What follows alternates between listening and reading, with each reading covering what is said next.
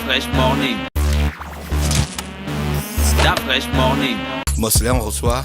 Alors ce matin, comme nous avons débuté il y a à peu près une semaine, nous sommes au 3e numéro des émissions qu'on a entrepris de réaliser avec le ministère de l'Industrie et de l'Entrepreneuriat national. Et là, ce matin, après avoir reçu les membres de Koumé Capital, mais également de l'ONE, et ce matin nous recevons... Et de l'ANPI. Et de l'ANPI, exactement. Tous. Nous recevons ce matin Monsieur Boris Ndongnan, directeur administratif et financier de l'Office gabonais de la propriété industrielle, c'est ça, OGAPI, et Madame Saran Semnang, fondatrice et gérante de la marque Nice Cosmétique. Voilà, exactement. C'est ça. Voilà. Monsieur Ndongnan, bonjour. Bonjour. Veuillez vous rapprocher du micro, s'il vous plaît, pour que j'ai une meilleure qualité de son. Vous travaillez à l'OGAPI. Oui, l'OGAPI. Si vous êtes chargé de protéger la propriété intellectuelle, c'est ça? Oui, d'une certaine Qu'est-ce mesure. qu'on entend par propriété intellectuelle? D'accord, je vais vous expliquer, mais avant tout, permettez-moi d'abord de nous remercier. De remercier d'abord l'Éternel Tout-Puissant qui a permis que nous soyons ici tous ensemble. Ensuite, de remercier Madame le ministre de l'Industrie et de l'Entrepreneuriat pour son pragmatisme et son dynamisme apporté au sein du ministère et de l'intérêt particulier qu'elle porte à la promotion et à la sensibilisation de la propriété industrielle. Tout à fait. Et je salue également le monsieur Bonji Chomba Marius, le directeur général de l'Office gabonais de la propriété industrielle, l'ensemble des directeurs de l'OGAPI et tous les agents. Ça, c'est un discours. L'OGAPI, c'est public. C'est un service public. Oui, l'OGAPI. Oui. Donc, c'est normal que vous faites ça. Vous Vous êtes payé par l'argent de l'État. Non, pas tout à fait. N'oubliez pas de remercier le chef d'État, le Premier ministre. Il faut toujours honorer les autorités. Toujours. Il ne faut pas oublier qu'ils sont aussi payés pour faire ce travail. Les autorités, ça.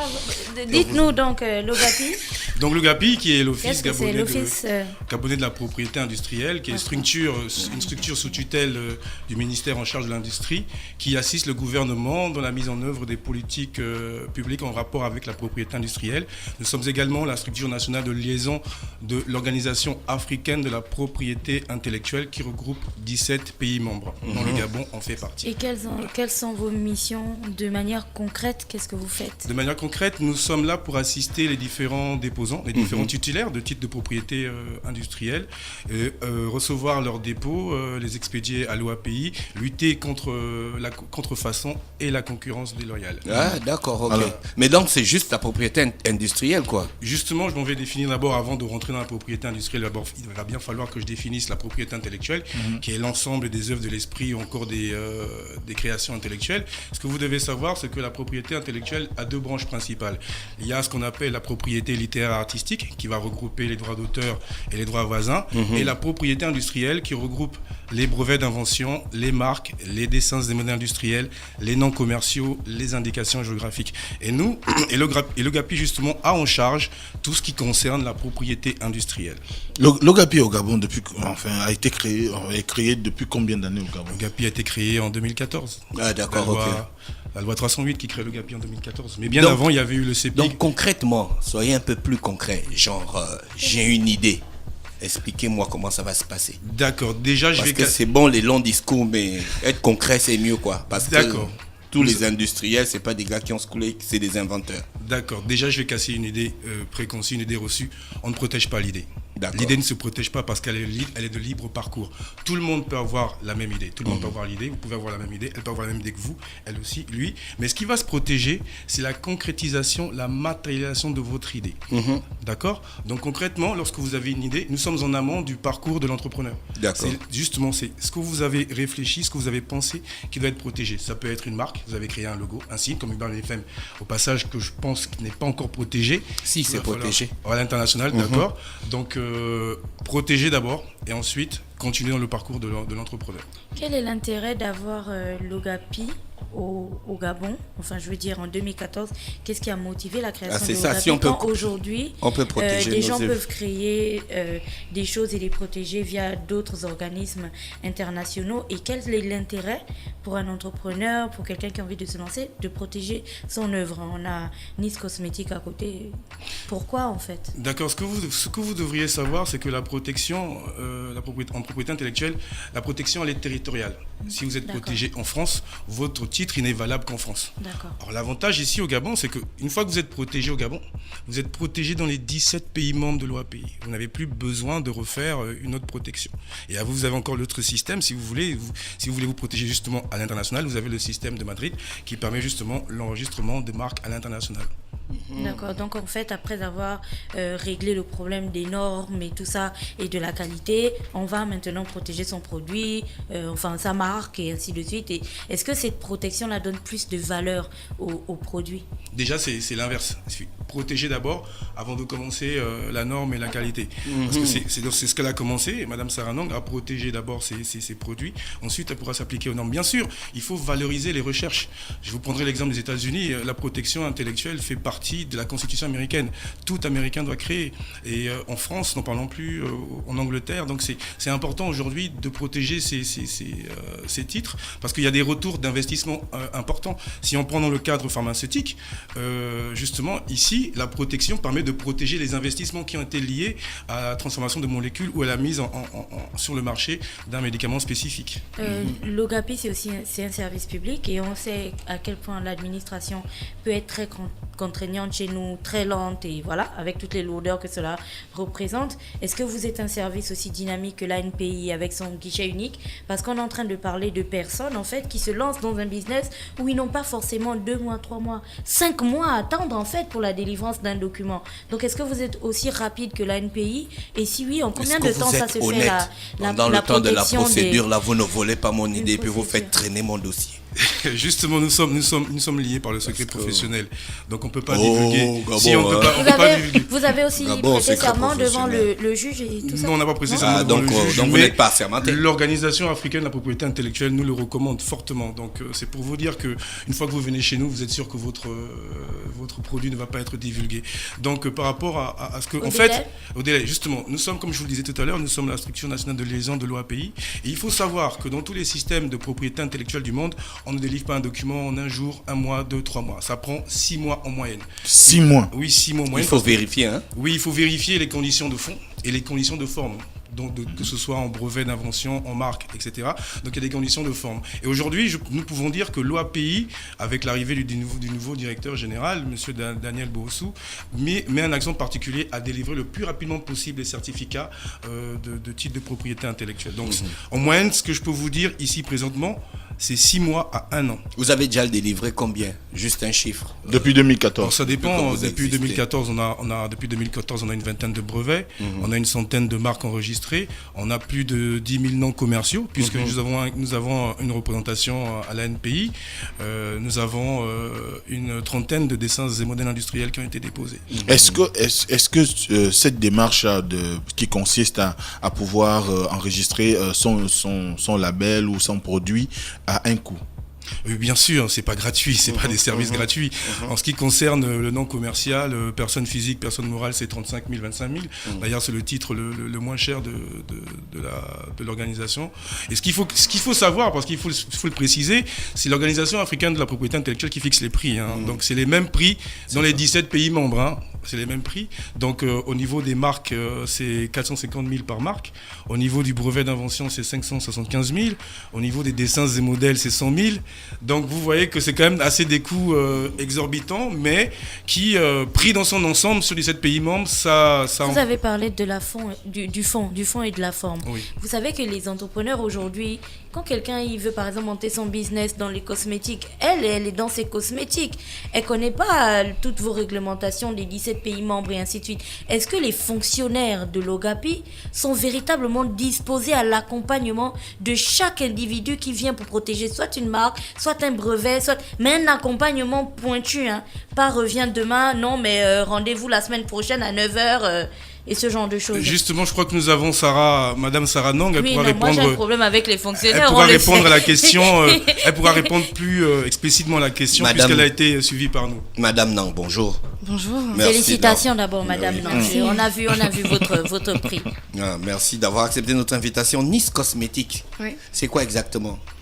Alors Nice Cosmétique, c'est C'est justement une idée. Après, une idée qui s'est matérialisée et puis qui allait se faire protéger. Et après, qui est devenue une passion, justement, que j'exerce jusqu'aujourd'hui. D'accord, vous faites quel genre de cosmétique? Alors, je suis dans le cosmétique naturel. Justement, mon but est de faire du bio-cosmétique. Exactement.